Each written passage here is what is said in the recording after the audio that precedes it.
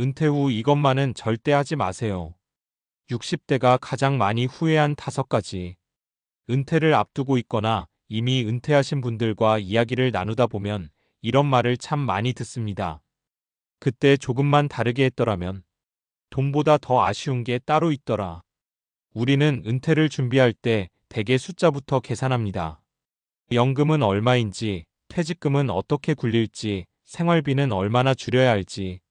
물론 중요합니다. 하지만 막상 60대에 들어선 분들이 가장 많이 꺼내는 후회는 의외로 돈 이야기가 아닙니다. 관계, 건강, 시간, 자존감. 다시는 되돌릴 수 없는 것들에 대한 아쉬움이 더 큽니다. 오늘은 실제로 많은 60대가 공감하는 은퇴 후 가장 많이 후회한 5가지를 이야기해 보려 합니다. 혹시 지금 준비 중이라면 적어도 이 5가지는 피하셨으면 좋겠습니다. 1. 나는 이제 쓸모없다라고 스스로 성긋기. 은퇴 후 가장 위험한 말은 이것입니다. 이제 나는 할 일이 없다. 직함이 사라지고 명함이 없어지고 아침에 출근할 곳이 없어지면 마음이 먼저 무너집니다. 사회적 역할이 사라지면 존재감도 함께 사라진다고 느끼는 거죠. 그런데 이 생각이 가장 큰 함정입니다. 사례 1. 63세 김 선생님은 대기업에서 30년을 일했습니다. 은퇴 후 처음 6개월은 이제 좀 쉬자 하며 여행도 다니고 늦잠도 자며 보냈습니다. 그런데 어느 순간부터 아침이 길어졌습니다. 가족들은 각자 바쁘고 본인은 하루 종일 TV를 보며 시간을 보냈습니다. 점점 말수가 줄고 외출도 줄었습니다. 나 없이도 세상은 잘 돌아가네. 이 생각이 깊어지자 우울감이 찾아왔습니다. 결국 김 선생님은 동네 도서관에서 아이들 독서 지도 봉사를 시작했습니다. 처음엔 부담이었지만 아이들이 선생님, 다음 주에도 와요? 라고 말하는 순간 마음이 달라졌다고 합니다. 아직 쓸모가 있구나. 이 깨달음이 삶을 다시 움직이게 했습니다. 은퇴는 역할의 끝이 아니라 전환입니다. 직업이 사라진 것이지 당신의 가치가 사라진 것이 아닙니다. 2. 모든 자산을 한 번에 투자하거나 무리하게 불리려 하기. 마지막 기회라는 말에 흔들리는 분들이 많습니다. 은퇴 후 가장 많이 후회하는 것 중 하나가 바로 무리한 투자입니다. 퇴직금이 들어오면 마음이 급해집니다. 이 돈을 더 불려야 하지 않을까? 주변에서 부동산, 코인, 고수익 상품 이야기가 들려오면 혹합니다. 그런데 은퇴 이후 자산은 증식보다 안정이 더 중요합니다. 사례 2. 60세 박 씨는 지인의 권유로 퇴직금 대부분을 수익률이 높다는 사업에 투자했습니다. 이 정도는 괜찮다는 말만 믿었습니다. 결과는 실패였습니다. 원금의 절반 이상을 잃었습니다. 이후 생활비를 줄이기 위해 자존심을 내려놓고 다시 일을 구해야 했습니다. 그는 이렇게 말합니다. 욕심이 아니라 불안 때문이었다. 그 불안이 나를 망쳤다. 은퇴 후 자산 운용의 핵심은 지키는 힘입니다. 큰 수익보다 꾸준한 현금 흐름이 중요합니다. 안정적인 연금 구조, 분산 투자, 충분한 현금 보유. 화려하지 않지만 가장 현실적인 전략입니다. 3. 건강을 나중에 챙기기. 60대의 후회 중 빠지지 않는 것이 건강입니다. 그때 운동 좀 할 걸. 그때 술을 줄일 걸. 은퇴 전에는 바빠서 못했다고 합니다. 그런데 은퇴 후에는 오히려 더 미룹니다. 이제 좀 쉬자. 그렇게 23년이 지나면 몸이 확 달라집니다. 사례 3. 62세 이 씨는 은퇴 후 매일 친구들과 만나 술을 마셨습니다. 이게 인생이지.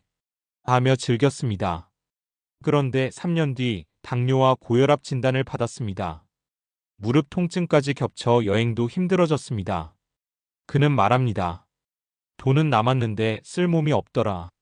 은퇴 후 삶의 질을 결정하는 건 통장 잔고가 아니라 체력입니다. 매일 30분 걷기, 근력 운동, 정기 검진. 단순하지만 이것이 70대, 80대를 바꿉니다. 4. 배우자와의 관계를 방치하기. 은퇴 후 하루 종일 집에 있는 상황. 생각보다 많은 갈등이 생깁니다. 각자의 생활 리듬이 부딪히고 사소한 말투가 커집니다. 은퇴 전에는 바빠서 몰랐다고 하지만 은퇴 후에는 이렇게 안 맞았나? 라는 생각이 듭니다. 서로 다른 시간을 존중하는 연습이 필요합니다. 각자의 취미, 각자의 공간, 각자의 친구를 유지해야 숨이 트입니다. 같이 있지만 각자 설 수 있는 관계가 은퇴 후 가장 건강한 부부 관계입니다. 5. 인간관계를 줄여버리기.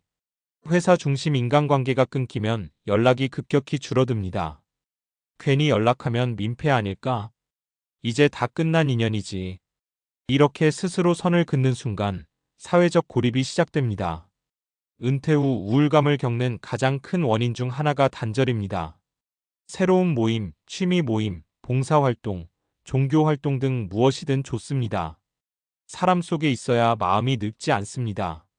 마무리하며 60대가 가장 많이 후회한 5가지를 정리해보면 이렇습니다. 스스로 쓸모없다고 단정하지 말 것. 무리한 투자로 노후 자산을 잃지 말 것. 건강을 미루지 말 것. 배우자 관계를 소홀히 하지 말 것. 인간관계를 끊어버리지 말 것. 결국 핵심은 이것입니다. 은퇴는 끝이 아니라 재설계입니다. 돈은 준비했는데 삶을 준비하지 못하면 공허해집니다. 반대로 완벽한 자산이 없어도 역할과 관계와 건강이 있다면 삶은 충분히 단단합니다. 혹시 지금 은퇴를 앞두고 계신가요? 그렇다면 이렇게 한번 자문해 보세요. 나는 은퇴 후 무엇으로 하루를 채울 것인가? 나는 누구와 시간을 나눌 것인가? 내 몸은 그 시간을 버틸 준비가 되었는가? 이 질문에 대한 답을 지금부터 조금씩 준비한다면 10년 뒤 당신은 이렇게 말할 수 있을 겁니다. 그래도 나는 잘 준비했어. 앞에서 우리는 하지 말아야 할 것 5가지를 이야기했습니다. 그렇다면 이제 자연스럽게 이어져야 할 질문은 이것입니다. 그럼 우리는 무엇을 해야 할까? 후회를 피하는 방법은 결국 준비입니다. 막연한 감정이 아니라 논리적 근거와 과학적 사실에 기반한 준비 말입니다. 은퇴 후 삶을 안정적으로 만드는 핵심 원리 3가지를 말씀드리겠습니다. 1. 인간은 일하는 존재가 아니라 의미를 추구하는 존재입니다. 심리학자 빅터 프랭클은 인간의 본질을 의미를 찾는 존재라고 설명했습니다. 현대 심리학에서도 이 관점은 지지받고 있습니다. 특히 노년기 연구에서 반복적으로 등장하는 개념이 있습니다. 바로 목적 의식 퍼퍼스 인 라이프입니다. 미국에서 50세 이상 성인을 대상으로 장기간 추적 조사한 연구에 따르면 삶의 목적 의식이 높은 사람은 사망률이 유의미하게 낮았습니다. 단순히 기분이 좋은 정도가 아니라 실제 건강 지표와 수명에 영향을 준다는 뜻입니다. 왜 그럴까요? 목적이 있는 사람은 활동량이 유지됩니다. 활동량이 유지되면 근육 감소 속도가 늦어집니다. 사회적 연결이 지속되면 우울증 위험이 줄어듭니다. 우울이 줄어들면 면역 기능이 안정됩니다. 이건 감성적인 이야기가 아니라 생리학적 연결고리입니다. 은퇴 후 나는 뭘 해야 하지? 라고 묻는 것은 철학적인 질문 같지만 사실은 건강 전략입니다. 주 2회 봉사, 소규모 창업, 파트타임 근무, 취미 활동을 통한 프로젝트 수행. 무엇이든 좋습니다. 중요한 것은 나를 필요로 하는 구조 안에 머무는 것입니다. 2. 근육은 60대부터 매년 빠르게 줄어듭니다. 조금 현실적인 이야기를 해보겠습니다.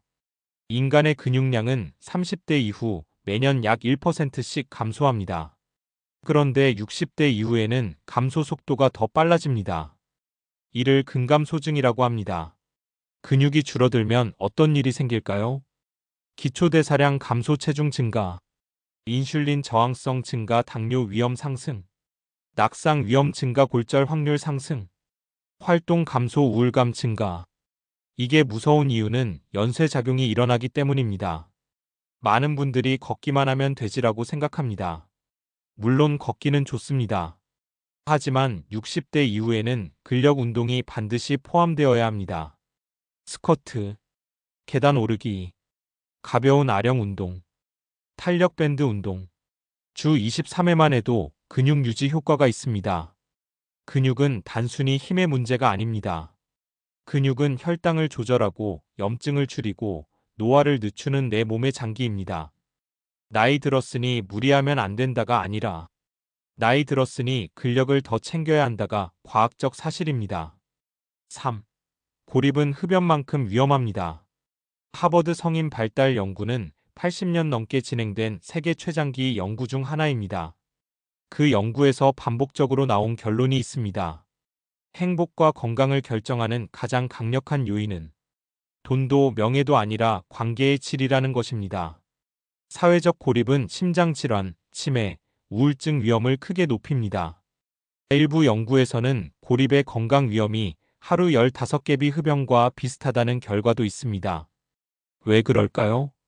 사람과 대화하면 뇌가 자극됩니다.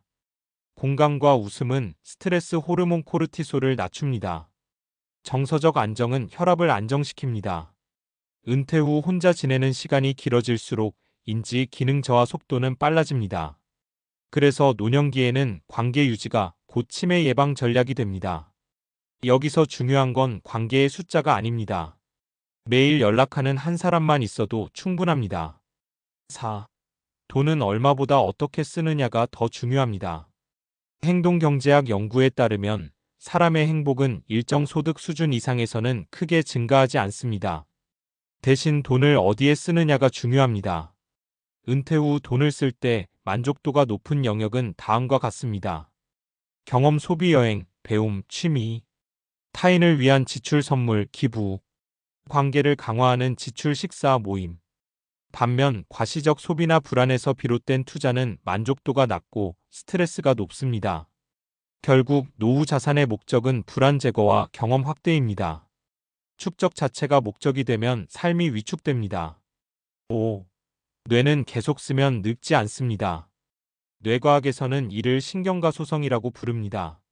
나이가 들어도 뇌는 새로운 연결을 만듭니다.